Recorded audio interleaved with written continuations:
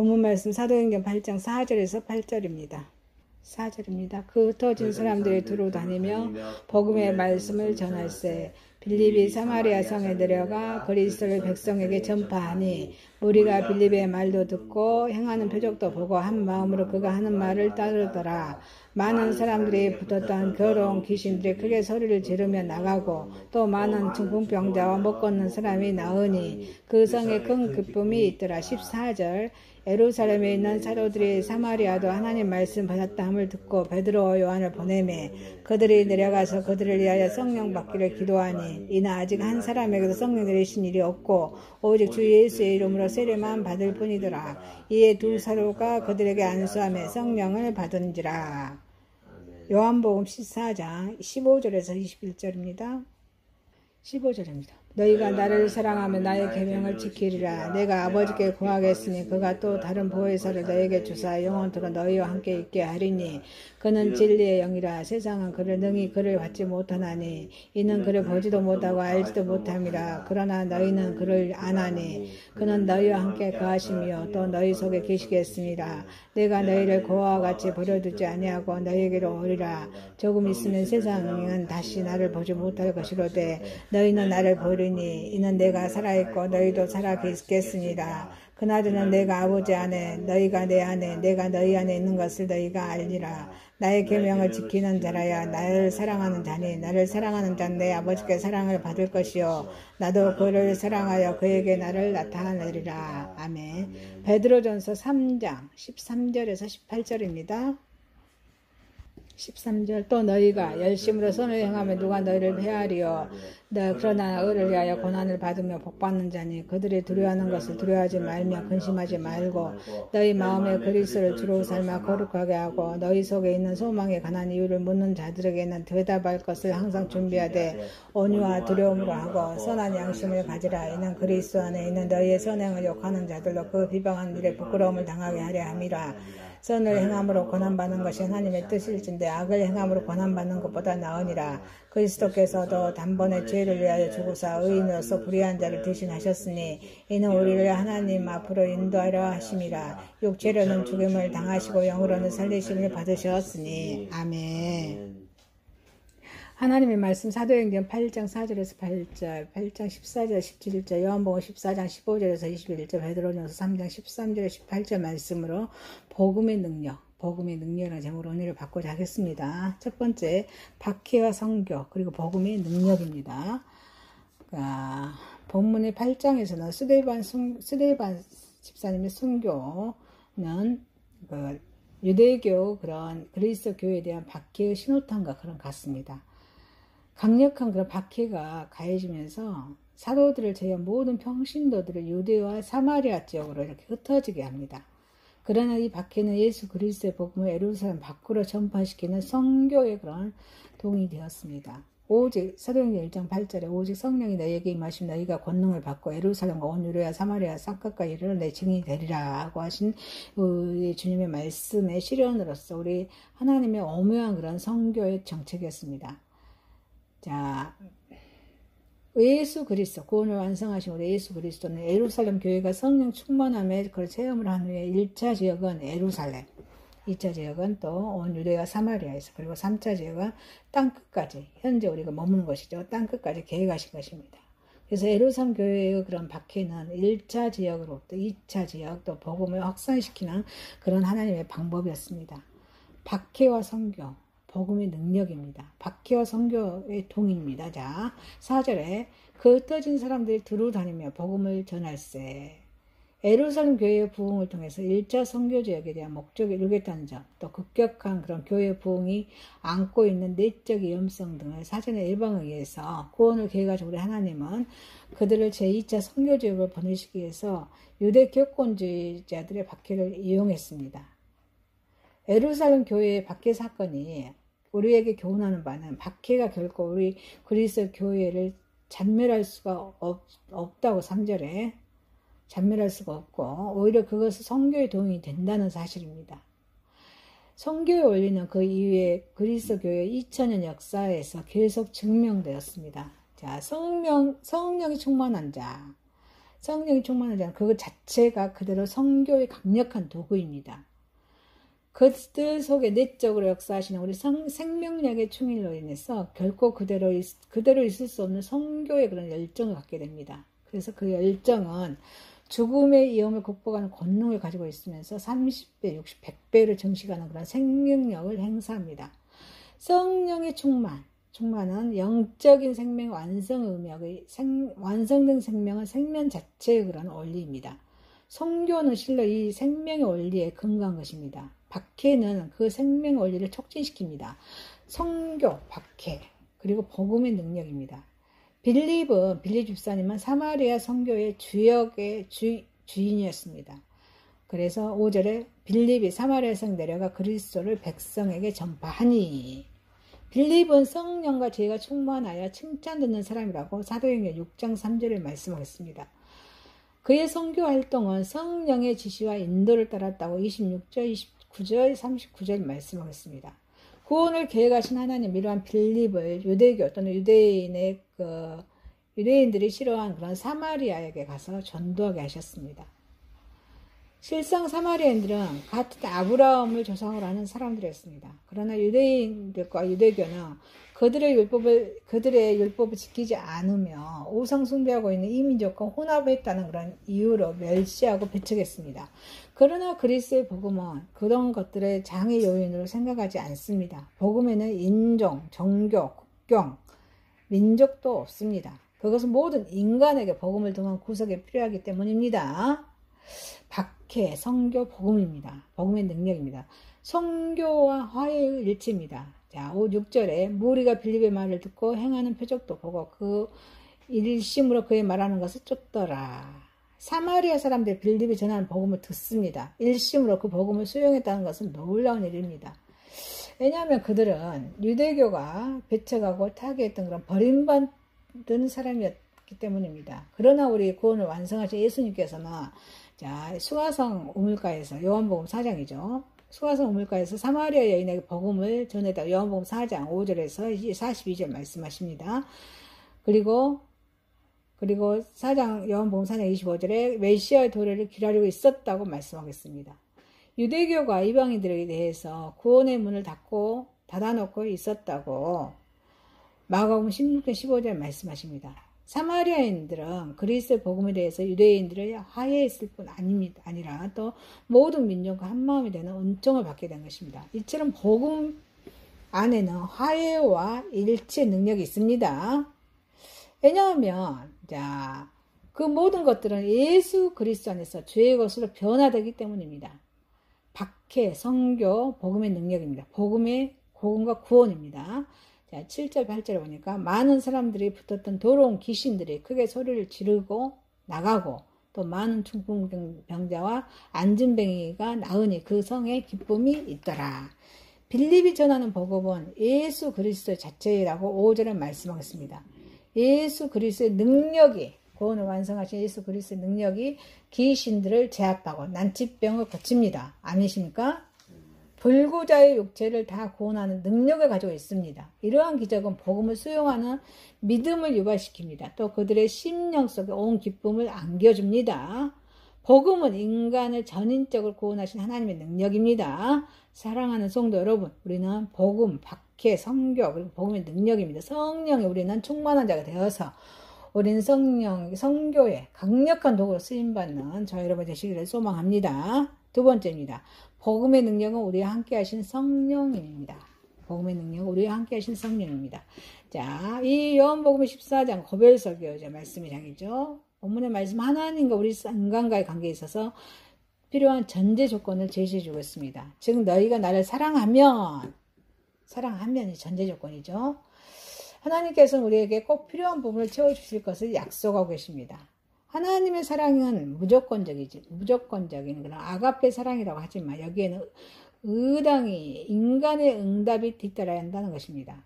피조물로서 인간이 점을 주신 하나님을 대하는 당연한 행위이기 때문입니다. 특별히 이 본문의 말씀은 우리의 삶 속에 늘 내재하셔서 우리를 보호하시고 위로하신 하나님의 또 다른 위인 성령입니다. 복음의 능력 우리와 함께 하신 성령입니다. 성령이 임하시기까지입니다. 하나 구원을 완성하신 예수님께서는 이제 이 땅 위에서 사역이 끝나가자 그를 대신해서 우리를 이루어주고 진리의 길로 이끌어 주실 분이 필요했습니다. 그래서 그분이 바로 누구예요? 성령입니다.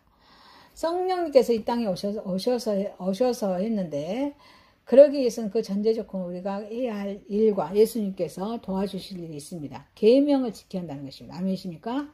계명은 하나님의 말씀입니다. 계명을 지켜야 합니다. 우리가 오실 성령을 맞이하기 위해서는 먼저 예수님의 계명을 지켜야 될 줄 믿습니다. 너희도 서로 사랑하라. 이 말씀은 인간과 인간 사이에 필요한 가장 기본적인 조건인 동시에 가장 적극적인 방법입니다. 구원을 완성하신 이후 예수님께서 이 땅에 오신 목적이 궁극적으로 우리가 하나님을 사랑하고 또 우리의 이웃을 내 몸과 같이 사랑하라는 진리를 가르쳐 주는 데 있기 때문입니다. 회개가 필요합니다. 성령은 성도들을 거룩하게 하는 세례를 베풉니다.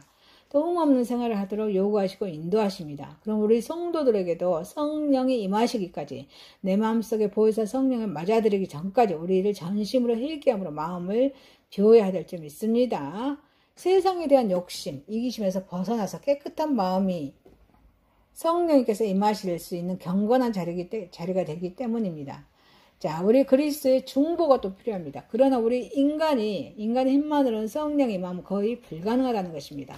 그래서 요한복음 17장은 예수님의 중보기도장이죠. 17장 9절에 우리와 우리 하나님 사이에 계셔서 중보하시는 우리 예수님의 강구가 필요하다는 것입니다. 구원을 완성하신 예수님의 도우심이 없이는 성령의 임재는 기대할 수가 없습니다. 성령님은 진리의 영이십니다. 진리 되시는 우리 그리스도 안에 거하는 자들에게 임하십니다. 그래서 복음의 능력은 우리와 함께 하시는 성령입니다. 성령에 대한 세상의 시각입니다. 볼 수도 알 수도 없습니다. 오늘 본문의 말씀을 보면 예수님의 말씀은 성령 오실 때 세상 사람들 그것을 깨닫지 못할 것이라는 말씀이 있습니다. 그렇습니다. 성령님은 영적 세계에서만 판별이 가능합니다. 그러므로 세상에 집착해 있는 사람들에게는 보이지 않고 느껴지기로 않는 것이 당연합니다. 그들은 영혼의 소경이기 때문입니다. 그러나 예수님을 믿고 따르는 자들에게는 진리의 영, 요한복음 15장 26절에 포도나무 비유죠. 진리의 영이신 우리 예수님 성령님께서 지식과 지혜와 부요함을 더해 주십니다. 기쁨의 능력이 되어 주십니다. 하나님의 신으로 인정하려 하지 않습니다. 성령에 대한 세상 사람들의 반응은 각기 다릅니다. 그러나 한 가지 공통적인 것은 그들은 한결같은 성령을 약속된 성령을 받아들이지 않는다는 것입니다. 초대 오순절 날에 가서 오순절에 임한 성령의 충만한 제자들의 본 자들은 사도행전 2장 13절에 보니까 저들은 세수를 취하였다 하였습니다. 결국 우리는 여기서 신령한 것을 분별하니라 고린도전서 2장 13절에 이 말씀, 이것은 진리의 말씀을 다시 한번 확증합니다. 세속적인 안목을 가진 자에게는 신령한 일도 세속적으로 해석하는 법입니다. 복음의 능력은 우리와 함께 하시는 성령입니다. 자, 우리 성령님의 사역을 봅시다. 하나님의 계획을 이루고 또 다른 이입니다. 인류의 구속을 하나님의 계획하시고 섭리하셨다면 성자, 우리 예수님은 성자 예수님은 아버지께서 계획하시고 섭리하신 구속 사역을 예수님은 구원을 완성하셨습니다. 그리고 성령님은 이와 같은 성부, 구원을 완성하신 구원을 계획하신 성부 하나님과 구원을 완성하신 성자 예수님께서 계획하시고 구속하신 구속 사역을 확대시켜 나가는 사역을 우리 성령님이 하신다는 것입니다. 물론 모든 사역은 삼위가 제각기 독립적으로 수행하는 것이 아니고 다 함께 하셨습니다. 각각의 사역을 한 이유 주도적으로 수행하신 것일 뿐입니다. 그럼 그리스도를 대신하여서 성도들과 함께 하십니다. 하나님의 또 다른 이로서 성령님은 구체적으로 성도들의 삶 속에 계십니다. 그래서 우리의 삶의 전체를 주관하고 계십니다. 거룩하고 흠이 없으십니다. 성도로서 모범된 삶을 살게 하신 분이 우리 성령 하나님이십니다. 예수 그리스도의 가르치신 대로 살 수 있도록 그리스도께서 다시 재림하실 때까지 영광된 자리에 거할 수 있게 하시며 진정한 예수 그리스도 제자가 되게 하신 분이 바로 우리 성령 하나님이십니다. 그러므로 우리 그리스도의 진정한 제자가 되기 위해서는 우리는 성령님 받아들여야 될 줄 믿습니다. 성령님을 우리 심령 속에 모시고 우리 성령님과 동역해야 한다는 것입니다. 사랑하는 성도 여러분, 복음의 능력은 우리와 함께 하신 성령님입니다. 우리의 삶 속에 늘 내재하셔서 우리를 보호하시고 위로하시는 하나님의 이 또 다른 이 우리 성령님을 복음의 능력을 행하는 저와 여러분 되시기를 소망합니다. 세 번째입니다. 복음의 능력은 그리스도 안에 있는 선행에 있습니다. 그리스도 안에 있는 선행에 있습니다. 우리 기독교의 진리는 어느 때나 박해를 받았습니다. 그러나 박해를 받으면 받을수록 더 왕성하게 세상에 퍼져나갔습니다. 베드로 사도가 말세에 우리 그리스도인이 당해야 할 고난을 미리 바라봅니다. 그리스도인들은 악한 세상에 물들지 말고 슬기로운 생활을 하면서 선행을 열심히 하라고 고민하는 말씀입니다. 말세를 살아야 할 성도들의 기본적인 자세를 말씀하는 것입니다. 복음의 능력은 그리스도 안에 있는 선행에 있습니다. 그리스도 안에 있는 선행은 세상의 위협을 이깁니다. 본문의 14절을 보니까 의를 위하여 고난을 받으면 복 있는 자니 저희의 두려움을 두려워하지 말며 말씀하십니다. 이 말씀은 네로 황제로부터 박해를 당하고 있던 그리스도인에 대해서 그리스도께서 가르쳐 주신 선을 행하는 자는 고난을 받아도 그 고난이 변화해서 복이 될 것인즉 두려워하지 말고 선을 행하라는 우리 베드로 사도의 가르침입니다. 기독교는 진리의 종교입니다. 생명의 종교입니다. 부활의 종교입니다. 그래서 예수 믿는 사람은 죽어도 살기 때문에 두려움이라 있을 수 없다는 말씀입니다. 스데반 집사가 돌에 맞아 죽으면서도 그 얼굴에 두려움이 없었던 것은 영원한 생명을 바라보았기 때문입니다. 그래서 베드로 사도는 우리가 이 세상의 환난, 핍박, 고통을 두려워하지 말고 그리스도께서 가르치신 선을 열심히 행하라고 가르칩니다. 그래서 사도 요한은 요한일서 4장 18절에 사랑 안에 두려움이 없고 온전한 사랑의 두려움을 내어 쫓나니 말씀하고 있습니다.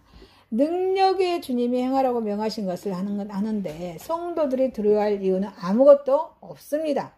능력으로 세상을 이기신 우리 주님이 우리 가운데 계시면서 그가 명하신 것을 지키는데 우리는 위협할 자는 없다는 것입니다. 성도들은 이렇게 선행으로서 이 세상의 불의의 정면을 맞서야 될 줄 믿습니다. 선을 행함으로 이 세상의 불의한 자들을 책망하고 그들의 잘못된 길을 바로 잡아야 될 줄 믿습니다. 어떠한 경우에도 선행에 대한 의지가 꺾어서는 안 됩니다. 선으로 악을 이겨야 될 줄 믿습니다. 우리는 하나님께서 악보다 선이 강하며 선은 반드시 승리한다는 것을 세상 사람들에게 보여주기 위해서 부르신 자들입니다. 복음의 능력은 그리스도 안에 있는 선행에 있습니다. 성도는 그리스도를 바라봄으로써 선하게 살 수 있습니다.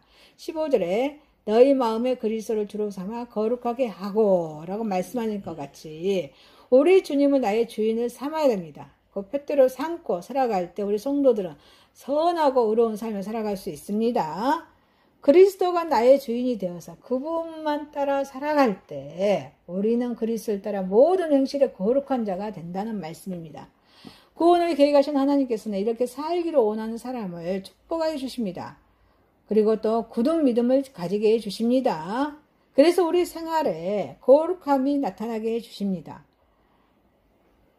거룩하신 우리 주님을 바라보고 살아가면서 우리들도 세상의 모든 시험, 환난을 견디고 살 수 있어야 될 줄 믿습니다.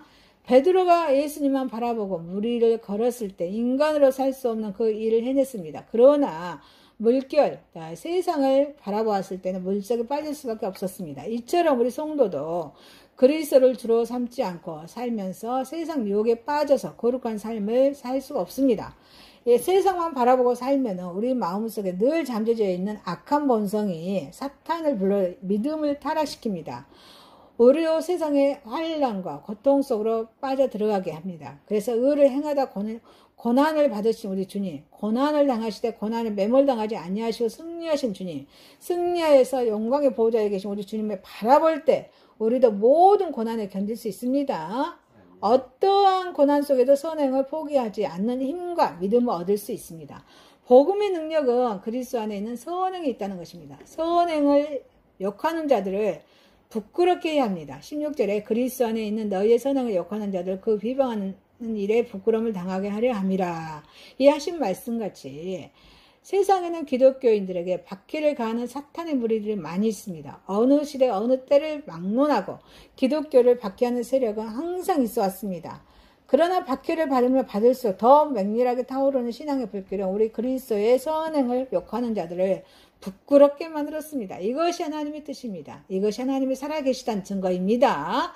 기독교인들을 무섭게 받게 하였던 네로 황제도 결국에는 폭군이라는 오명을 남긴 채 부끄러움을 당하고 말았습니다. 나는 길이요 진리요 나는 진리라고 말씀하신 우리 예수님, 구원을 완성하신 예수님의 말씀같이 진리는 우리 그리스도입니다. 그리스도는 선행을 삶의 기본 원리를 우리에게 반복하여 가르쳐주고 있습니다. 힘으로 악한 사탄의 무리를 무릎 꿇을 수는 없습니다. 교육이나 철학, 그들에게 제약의 부끄러움으로 깨우치게 할 수가 없습니다. 그러나 우리 예수님의 사랑으로 역사하는 선행은 하나님의 그런 사람들의 악한 생각을 변화시킬 수 있다는 것입니다. 구원을 완성하신 우리 예수님께서 누룩이 극히 적을지라도 반죽에 들어가면 많은 양을 뽑힌다고 마태복음 13장 33절에 말씀하고 있습니다. 선행이 비록 극히 미미해 보일지라도 사람을 변화시킵니다. 선행을 세상을 변화시키는 힘이 있으면 우리 성도들은 이 비유를 통해서 배워야 될 줄 믿습니다. 세상은 우리를 악한 자로 변화시키려고 하지만 우리는 오히려 선으로 세상을 변화시켜야 될 줄 믿습니다. 사랑하는 성도 여러분, 복음의 능력은 그리스도 안에 있는 선행에 있습니다. 영광의 우리 주님을 바라보면서 우리도 모든 고난을 견디며 어떠한 고난 속에서도 선행을 포기하지 않는 힘과 믿음으로 살아가는 저와 여러분이 되시기를 소망합니다. 하나님의 말씀 사도행전 8장 4절에서 8절, 8장 14절에서 17절, 요한복음 14장 15절에서 21절, 베드로전서 3장 13절에서 18절이었습니다. 복음의 능력이라는 제목이었습니다. 박해와 성교 그리스도의 복음 그리고 복음의 능력입니다. 복음의 능력은 우리와 함께 하시는 성령입니다. 복음의 능력은 그리스도 안에 있는 선행에 있습니다. 전능하신 하나님 아버지, 성령이 충만한 자가 되어 성교의 강력한 도구로 쓰임받게 하옵소서. 우리의 삶 속에서 늘 내재하셔서 우리를 보호하시는 이루하시는 우리 성령 하나님, 또 이의 성령 안에 우리의 복음의 능력을 행하게 하옵소서. 영광의 우리 주님을 바라보면서 우리도 모든 고난을 견디며 어떠한 고난 속에서도 선행을 포기하지 않는 믿음으로 살아가게 하옵소서. 예수님의 이름으로 기도하옵나이다. 아멘.